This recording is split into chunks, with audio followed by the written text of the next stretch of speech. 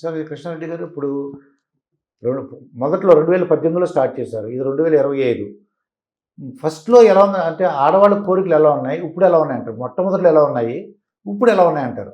ఏదైనా తేడా చెప్పండి. కోరికలు ఆడవాళ్ళకి అప్పటికిప్పటికి పెద్దగా తేడా ఏం లేదండి. ముఖ్యంగా ఆడవాళ్ళు కోరుకునేది ఏంటంటే వాళ్ళు ఆర్థికంగా స్వావలంబన.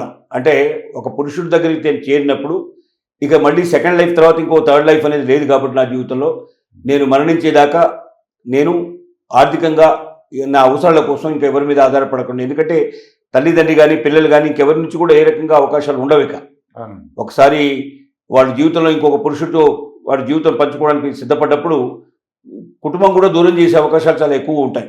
ఇవాళ రేపు దాన్ని ప్రోత్సహించే వాళ్ళు తక్కువ. ఎక్కడో కొంతమంది పిల్లలు మాత్రం మా అమ్మ నాన్నకి పెళ్లి కావాలని చెప్పి వాళ్ళే ముందుకు వచ్చి చేస్తున్నట్టు వాళ్ళు ఉన్నారు, కానీ చాలా తక్కువ పర్సంటేజ్ అది. మిగతా వాళ్ళంతా కూడా ఎక్కువ వ్యతిరేకించే వాళ్ళు, ఎలా చేసుకుంటావు, ఎందుకు చేసుకుంటావు అని అడిగేటువంటి వాళ్ళు, ఈ వయసులో ఏమిటి పెళ్ళి అని విమర్శించే వాళ్ళు ఎక్కువ, కానీ ప్రోత్సహించే వాళ్ళు చాలా తక్కువ. కాబట్టి అలాంటి సందర్భంగా సహజంగా ఆడవాళ్ళు కోరుకునే దాంట్లో ఎక్కువ పర్సెంట్, అంటే వచ్చిన వాళ్ళలో 95% కోరుకునేది మనం చూసిన దాంట్లో ఏంటంటే, ఒకటి వారు ఆర్థికంగా ఇంకెవరి మీద ఆధారపడాల్సిన అవసరం లేకుండా జీవితం చివరి దాకా వారు చనిపోయేదాకా కూడా ఈ పురుషుడి వల్ల నాకు ఆర్థిక స్వావలంబన జరగాలి, ఆర్థికంగా నేను పటిష్టంగా ఉండగలిగే పరిస్థితి రావాలి, నేను ఎక్కడా చేయి జాపి బతకాల్సిన అవసరం ఉండకుండా ఉండాలి, అలాంటి వ్యక్తి నాకు తోడుగా ఉన్నాడా లేడా అనేది మొట్టమొదటి చూస్తున్నారు. కొంతమంది ఏంటంటే వాళ్ళకి పిల్లలు ఉంటారు, వాళ్ళు ఇంకా పెళ్లి కాని పిల్లలు కానీ లేదా చిన్నపిల్లలు కానీ ఇట్లా ఉండే అవకాశాలు కూడా ఉన్నాయి. అలాంటి వాళ్ళు ఏంటంటే ఆ పిల్లల భారాన్ని కూడా యువతలో వచ్చేటువంటి వాడు జీవితంలోకి వచ్చేటువంటి వ్యక్తి భరించాలి అనేటువంటి ఒక కోరికతో కూడా వస్తూ ఉంటారు. ఈ రెండు నేను చూసినటువంటి ఎక్కువ మాకు గమనించినటువంటి విషయాలు. అవునండి. అంటే నేను చూసిన ఇంటర్వ్యూలో ఏమన్నారంటే, మాకు అప్పులు ఉన్నాయి, 10 లక్షల అప్పులు ఉన్నాయి, 20 లక్షల అప్పులు ఉన్నాయి. ఒక ఆవిడ ఏంటంటే తన కొడుకు కొద్దిగా అమాయకుడిగా ఉంటాడు, అతనికి ఒక ఆస్తి అని ఇవ్వాలి అని చెప్పేసి ఆవిడ అంటుందండి. ఇది ఏమంటారు? ఇలాగా రకరకాల కోరికలు ఉంటాయండి ప్రపంచంలో. కోరికలు ఉండేటువంటి వాళ్ళు చాలా మంది ఉంటారు, మనకు తెలిసిన విషయమే. అయితే మేము చెప్పిన విషయం ఏంటంటే, ఆస్తి కోసమే మనిషి పెళ్లి చేసుకోవడం అనేది కానీ, అటు ఆడవాళ్ళ విషయంలో కానీ ఇటు మగవాళ్ళ విషయంలో కానీ, ప్రేమ అనేది ఎక్కడి నుంచి పుడుతుంది? ఆస్తి కోసమే ఆలోచించినప్పుడు ప్రేమ అనేది పుట్టదు కదా. కాబట్టి ఒకవేళ ఆస్తి ఇస్తే ఒకవేళ రేపు పొద్దున ఉంటారన్న నమ్మకం ఏంటి? సపోజ్ ఆస్తి ఇచ్చారు, ఓ 10 లక్షలు 25 లక్షలు ఆస్తి ఇచ్చారు, లేకపోతే డబ్బు ఇచ్చారు, వాళ్ళు జీవితాంతం వీడితో ఉంటారన్న నమ్మకం ఏమిటి అనేది ప్రశ్న.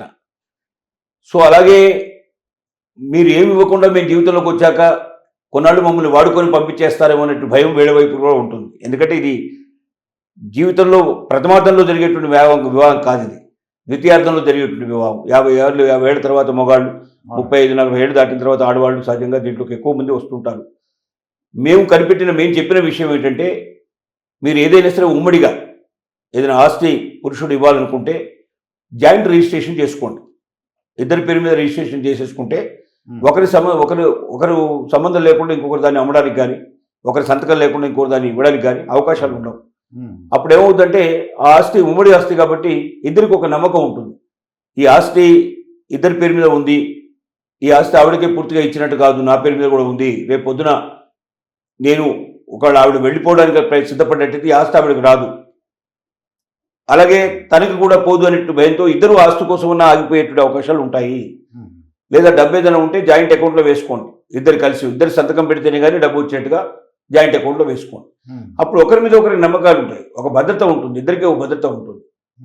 ఇప్పుడు ఎవరికి ఇచ్చినా ఆవిడకి ఇస్తే ఆవిడ ఉంటుందో లేదని ఈయనకు అనుమానం, ఆవిడ ఆవిడకి ఇవ్వకపోతే ఏమి ఇవ్వకపోతే రేపు పొద్దున ఇస్తాడో లేదో అనేటువంటి భయం వాళ్ళకి.